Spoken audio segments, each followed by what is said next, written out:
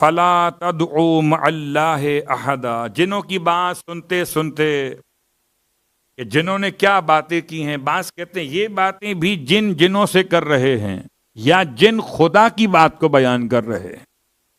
سورہ جن میں جنوں کے سوا اور کیا ملے گا؟ حالانکہ بر روایت امام جعفر صادق علیہ الصلوۃ والسلام فرماتے ہیں الآباء ثلاثۃ، آبا تین ہیں۔ آبا کا مطلب جیسے ابو البشر ایک جناب آدم، ایسے دو اور بھی ہیں، ایک الجان اور ایک ابلیس کا مخذ شیطان، یہ تینوں ہیں۔ یعنی ایک جد امجد انسانوں کے، ایک جد امجد جنوں کے، اور ایک ابلیس کی اولاد میں ابلیس ان کا جد امجد۔ حالانکہ ابلیس اور جن ایک ہی نسل کے ہیں، مگر امام نے اس روایت میں الگ سے بیان کیا کہ ابلیس نے خدا سے اپنے لیے الگ سے اولاد مانگی۔ ابلیس کی بیوی کا نام حیالیہ ہے، روحا کی بیٹی ہے، روحا بیٹا ہے سلاسل کا۔ اب ایک جن ہے، ایک لفظ جان ہے۔ یہ روایت آپ چاہیں تو پڑھیں کتاب مجمع البیان میں، بر روایت امام جعفر صادق علیہ الصلوۃ والسلام پورے تذکرے بیان ہوئے کہ خدا نے بنایا ایسی آگ سے کہ جو آگ میں نہ تو حرارت تھی اور نہ ہی دھواں تھا، نہ تو گرمی تھی اور نہ دھواں تھا۔ اس آگ سے بنایا، نام رکھا خدا نے مارج۔ پھر بنائی اسی آگ سے خاتون مارجا، ان دونوں کے ملاپ سے بنا جان، اور جان سے بنا جن، اور جن سے بنا شیطان۔ یہ تمام باتیں تو تاریخ میں بہت سارے مسائل ہیں کہ پھر اتنی اولادیں بڑھتی گئیں، ان کی اتنی اولادیں بڑھیں، تو کیا قوم جن میں کیا ازدواج پایا جاتا ہے؟ جواب جی، لم یطمثہن انس قبلہم ولا جان۔ جنت میں جو حوران جنت کا مقام اتنی پاکیزہ ہیں وہ کہ انہیں اس سے پہلے نہ کسی انسان نے مس کیا اور نہ کسی جن نے مس کیا۔ انسان سمجھ میں آ گیا؟ اگر جن میں یہ کوئی جذبہ نہ ہوتا مس کرنے والا سیکس کے عنوان میں، تو یہ جملہ استعمال کرنا یہاں پر مناسب کیسے ہوتا؟ تو جو صلاحیت انسان میں ہے وہی صلاحیت جن کے اندر بھی ہے، کہ جیسے توالد اور تناسل ہمارے یہاں ایسے ان کے یہاں بھی ہے۔ دوسری مثال،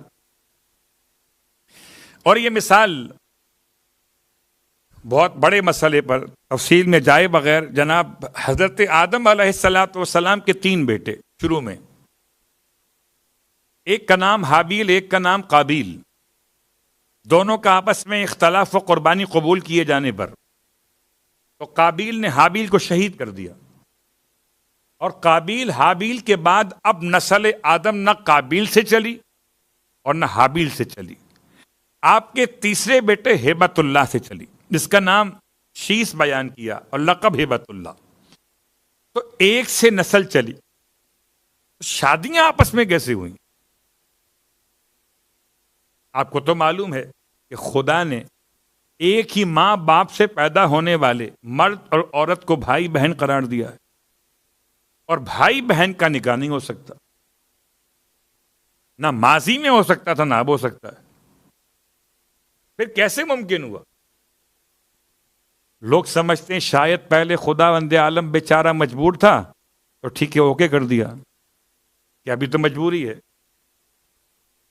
اور جب بعد میں لوگ آ گئے تو پھر حرام کر دیا کہ اب بہن الگ بھائی الگ۔ لا حول ولا قوت، ایسا خدا انہیں مبارک ہو۔ ہمارا خدا تو کل بھی بے نیاز تھا اور آج بھی بے نیاز ہے۔ جو آدم کو مٹی سے بنا سکتا ہے وہ آدم کی پسلی نکال کے ہوا کو نہیں بنائے گا۔ مٹی کم پڑ گئی، صلوات پڑھیں محمد والے۔ اچھی خاصی پستی لگی تھی آدم کے، نکال لی.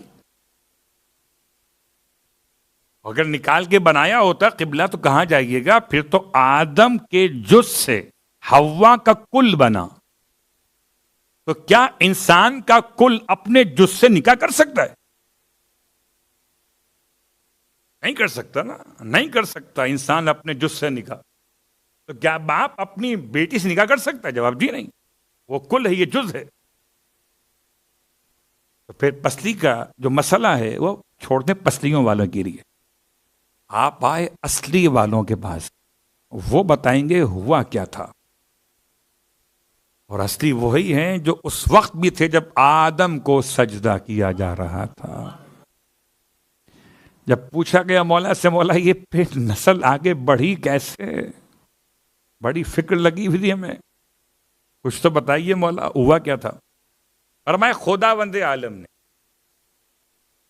قوم جن سے اور قوم ملائکہ حوران جنت سے ایک فیمیل وہاں سے اور ایک فیمیل یہاں سے،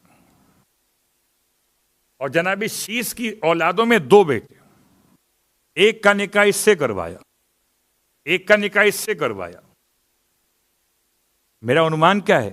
یہ عنوان میرا ہے نہیں جو پڑھ رہا ہوں، عنوان یہ ہے کہ جن کی شادی ہو سکتی ہے تو کیا جن میں صلاحیت ہے یہ والی کہ توالد بھی ہو اور تناسل بھی ہو؟ جواب جی بالکل ہے. امام فرماتے کیونکہ قوم جن کی فیمیل میں انسان کے جیسا رحم موجود نہیں تھا، تو خدا نے پہلے اسے اس کا رحم عطا کیا کہ جس میں بچے کی ولادت کا امکان پیدا ہو جائے. ایسے ہی حوران جنت میں وہ آنے والی حور میں یہ رحم موجود نہیں تھا. اللہ اکبر. خدا نے حور کو اس قابل بنایا. جو خدا پہاڑ میں اونٹنی کو ایسے رکھ سکتا ہے کہ جیسے ولادت ہو رہی ہو، وہ خدا قوم جن میں اور قوم ملائکہ میں یہ رحم رکھ سکتا ہے. مگر یہ خدا نہیں کر سکتا کہ بہن کا بھائی سے نکاح جائے. صلوات پڑھے محمد علیہ.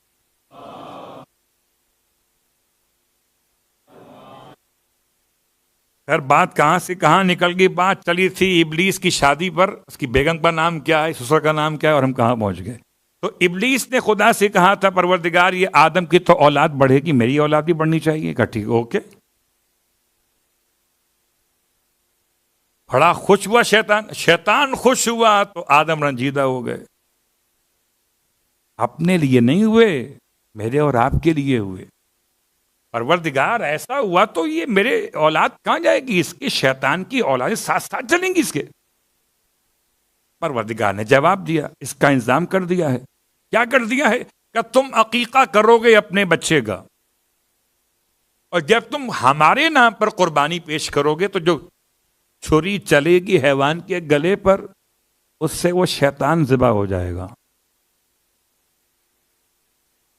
کبھی یہ سوچ کر بھی کریں عقیقہ، کتنا مزہ آئے گا. بکرا کاٹنا اور ہے، شیطان کا گلا کاٹنا اور ہے. یعنی واقعاً عجیب مزہ ہے. اگر آدمی معرفت کے بغیر کرے تو خالی صدقہ سمجھ رہا تھا، تو دعا صدقے والی اور خیال معصوم کے دیے ہوئے جملات کے اعتبار سے. عقیقہ اس لیے بہت اہم ہے. اب آئیے واپس آتے ہیں اس جملے پر، وَمَن يُعْرِضْ عَن ذِكْرِ رَبِّهِ يَسْلُكْهُ عَذَابًا صَعَدًا.